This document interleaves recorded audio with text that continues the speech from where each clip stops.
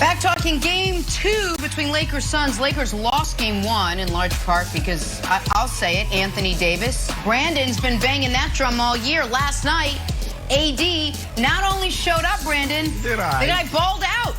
Game high 34 against the Suns team that just wouldn't go away. But AD and LeBron both hitting those clutch shots late to seal a win. He had a great quarter. Steal back home court advantage.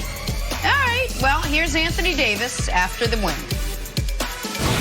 I don't put too much pressure on myself. I go out there and just play basketball. Play with a lot more energy and effort tonight. And just play aggressive. I think that was the difference from game 1. But just watching some film, watching film from the finals when I played against Jay, and just learning from those situations and seeing what I can do to be effective on the floor to help my team. But that was it. Staying locked in, staying to myself, and just getting in the mode of, this is a must win.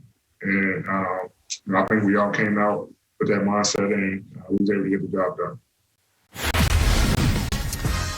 All right, so if you watch this game, what you didn't see a lot of was Chris Paul. Monty Williams decided to limit his play when he saw CP3 struggling with that injured shoulder in the second half. Remember, he hurt that shoulder in game 1. Ended up scoring just 6 points in 23 minutes. They could have used more of him. Here's the head coach with more. I took him out. There was all me just looking at him hold his arm the way that he was holding it. I just couldn't watch him, run like that. He was trying to make plays. He battled. He's a warrior. We all know that. And I just made a decision to take him out. All right, so let's take a step back and look at this. Did last night, Nick, swing the series for the Lakers? Oh, Jenna, it swung the series. And I have an important announcement to make. Jenna, Wilds, Brandon, the brow is back again. He's the 34, 10, and 7, dominating the Suns. He's back again. You thought he was gone, but now he's back. You better be careful. You knew it was coming. You know what happened the last time you did that? I know what happened the last time. I'm not worried, though. I tried to warn you. Oh, Anthony Davis doesn't shoot enough free throws. Are 21 enough for you? Anthony Davis doesn't bang on the offensive glass enough. Is a 30-plus point double-double enough? What about a little passing? The only thing you didn't criticize of him was his passing. He's like, I'm going to be great at that, too. How about, Anthony Davis can't shoot threes anymore.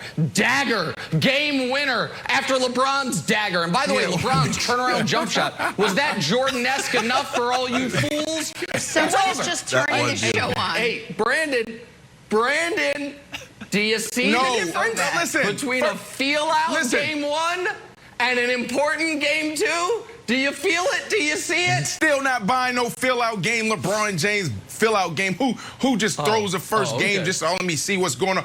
No, that is not the. That's not what happened here. What happened here was Chris Paul. Chris Paul's your MVP, Chris. I mean, Nick, Chris Paul is your MVP. This guy goes down the first game. He finishes. We don't know what's going on. Watching Undisputed in the gym yesterday, there's a report that says Chris Paul is not on the injury report. So everybody's thinking he's going to be fine. Did you see this guy hobbling around and, with his shoulder? He couldn't do anything. He played 23 minutes, 6 points. That is the difference. So, yes, the series has turned. The Lakers are going to dominate this series moving forward. Not because of AD. Not because of LeBron James. It's because of CP3 going down. That's the reason. Brandon, I hate to do this to you. And normally, injuries are a valid exit ramp from a terrible, regrettable prediction like the one you've consistently made about the Suns. However, the injury happened in game 1, and you tripled down on it yesterday. We knew Chris Paul was hurt. We saw it. We heard him say, I felt a pop. We saw him not be able to dribble the ball at the end of game 1. And you were out here, the Suns are the better team. The Lakers are in trouble. LeBron doesn't know how to attack a playoff series. Question. So, just like I can't come out here and be like, well, I'm now worried about LeBron's ankle. That was already there. And Chris Paul was not going to slow down Anthony Davis. Oh, it doesn't matter about Anthony Davis. It has nothing to do. Anthony Davis had one good corner. Let's be real. And the three-pointer that you talked about, yes, it was a dagger. Come on. That's like me as a wide receiver saying, oh, I had 100 yards in a game and that was a good game. That's the standard. Yeah, that's what you're supposed to do. He didn't impact the game in a way where the Suns didn't have a chance. What I said yesterday and what I said last week was this. Given the situation with AD playing the way he was playing and LeBron James with his ankle, the Suns are a better team. The record speaks for itself. Chris Paul goes down. Chris Paul played 23 minutes. That's the difference. If Chris Paul was 100%, what would have been the outcome, Nick? Like, we got to have this conversation. We got to look at it, not in the vacuum. We got to really have this conversation the right way. Because when you talk about CP3, man, he is your MVP. Think about that. You stood on the table for him being your MVP. Do you remember that, Wilds?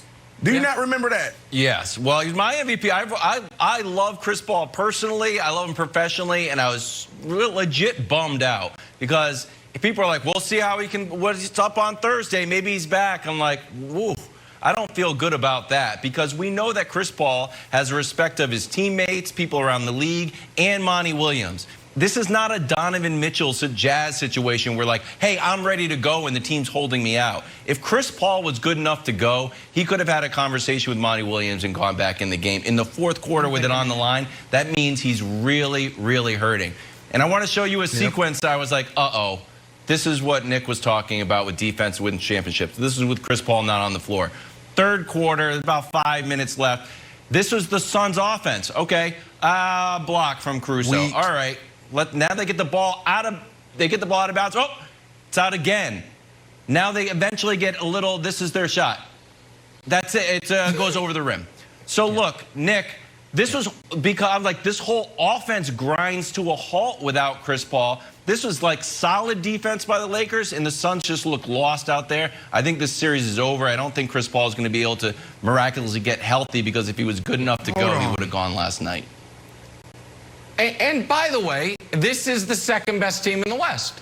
And the Lakers, after they play the Suns, they will not face any type of test until the NBA Finals against either Philly, Milwaukee, or Brooklyn, depending on who comes out of there. But I want to show a different sequence because this game was very late at night. The Clipper game was going on at the same time. The Lakers led for 41 of the final 42 minutes. But it was still in question late.